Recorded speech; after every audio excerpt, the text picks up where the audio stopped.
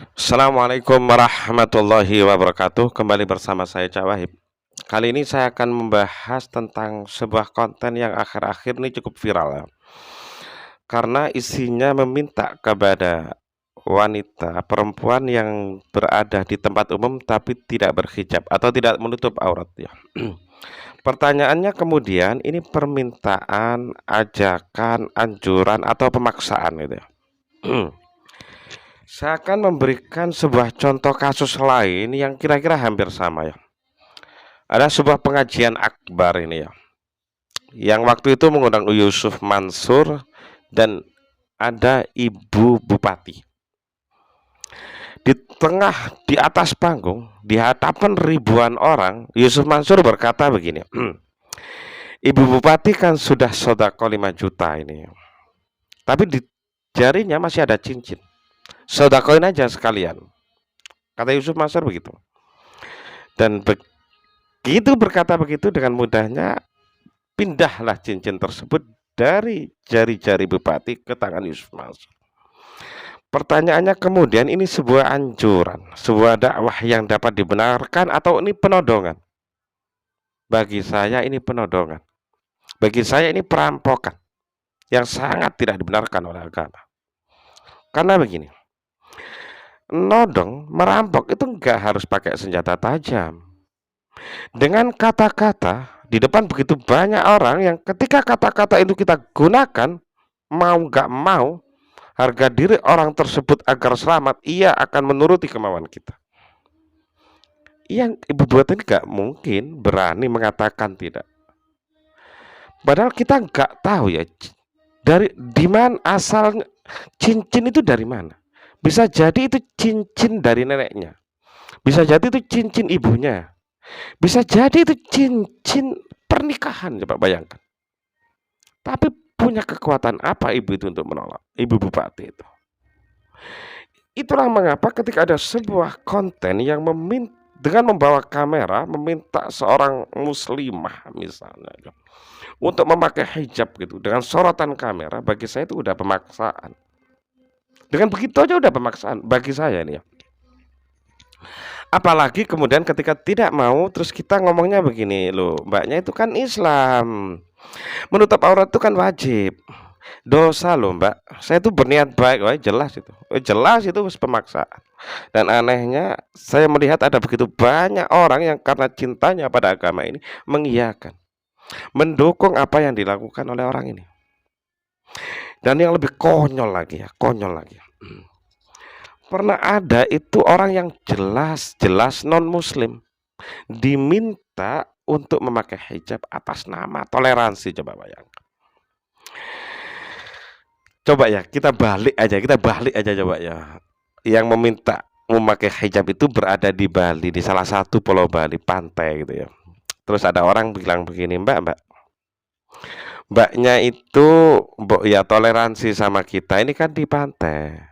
Sebagian besar kan umat Hindu, copot dong bajunya, pakai celana dalam aja atau pakai pakaian dalam saja. Atau di sebuah mall yang milik orang Kristiani misalnya, yang sebagian besar isinya orang Kristen. Kemudian dan ini mendekati hari Natal misalnya. Kemudian ada orang yang mengatakan begini, mbok toleransi, mohon dipakai kalung salib pada hari kami ini. Kira-kira marah nggak? Marah lah. Kita sebagai muslim, saudara kita diperlakukan seperti itu, terima nggak? Enggak. Kita marah nggak ada saudara kita diperlakukan seperti itu? Enggak terima. Buruk nggak perlakuan mereka itu? Buruk.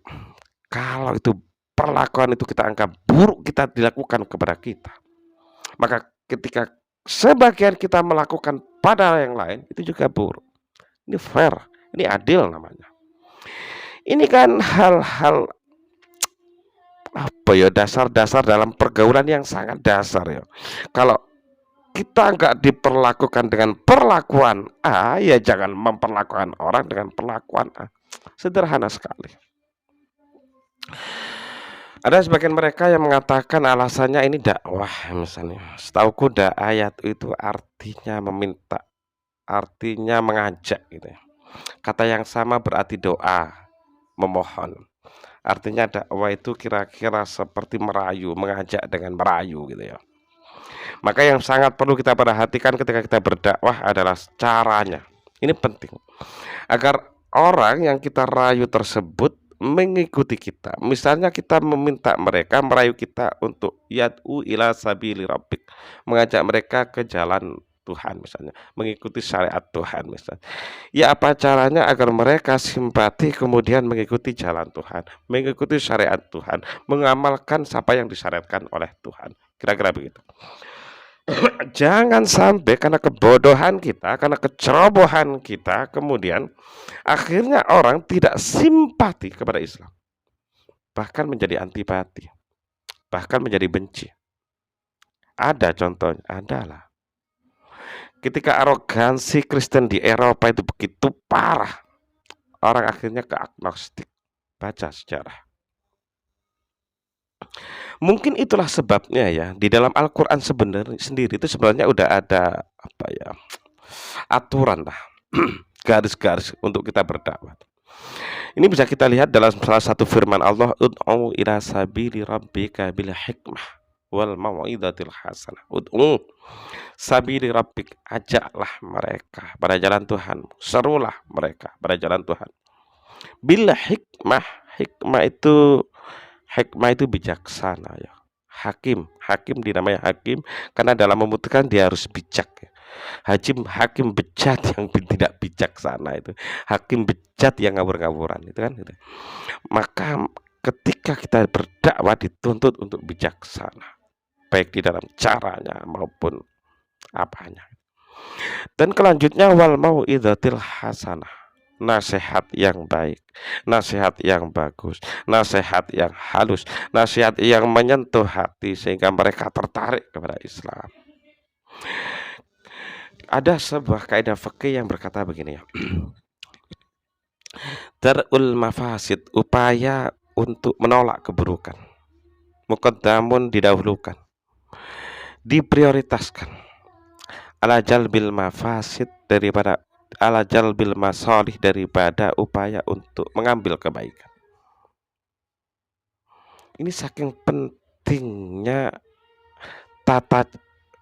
kita berpikir cara dalam berdakwah agar bukannya orang antipati tapi simpati. Saya ini orang muslim ya, saya itu orang Islam ya. Walaupun saya harus akui membahas hal-hal seperti ini lumayan menakutkan ya. Kan orang menganggap saya fobia Islam dan seterusnya, saya anti Islam dan seterusnya. Tapi hal-hal seperti ini harus kita bahas ya, agar begini ya. Sebab kalau kayak gini ini kita iyakan. Ini apa itu jeneng? Ini apa itu jeneng? Perilaku sosial kita, hubungan sosial kita, apa itu jeneng? Itu kan rusak banget loh, rusak banget. Contoh. Misalnya karena ini kita benarkan, kita dukung, akhirnya banyak orang yang buat konten serupa. Misalnya begini, mereka jalan-jalan ke perumahan, terus membawa kamera. Ketika ada ibu-ibu pakai daster nyapu-nyapu di depan rumahnya, hei bu, ibu itu di luar rumah loh, yo harus menutupi aurat loh. Waduh lele, ini sebentar lagi loh, jangan bu, ibu masuk aja dalam rumah. Ini kalau memang di luar rumah harus pakai jilbab. Atau misalnya ini ya, setelah sholat duhur gitu, ada beberapa orang sambil bawa kamera jalan-jalan. Bapak Islam apa enggak? Bapak belum sholat apa enggak? Ini bapak ini dosa loh kalau. Atau misalnya ada orang-orang bawa kamera jalan-jalan, kalau ketemu orang yang suami apa itu lelaki dengan perempuan, kalau tua ditanya, bapak ini istrinya apa selingkuhannya? Terus kalau ada anak muda yang jalan-jalan cewek cowok dipisahkan, mas wala tarkuz zina, mas tarkuz zina. Malah takrabuz zina misalnya, ini kan bejat ya, ini kan rusak ya. Tatanan sosial kita jadi rusak banget kalau cara-cara begini kita benarkan ya. Ada caranya lah, ada cara lain yang lebih baik gitu ya. Tapi kalau misalnya ini sekedar konten ya untuk ngeprank dan seterusnya ya selumrah lah. Saya juga melakukannya, biasa aja itu.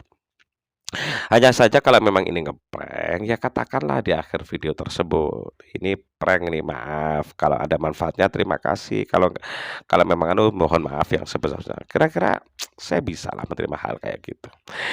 Dan jangan lupa ini cuma opini ya, yang tentu saja bisa salah dan akhirul kalam. Assalamualaikum warahmatullahi wabarakatuh.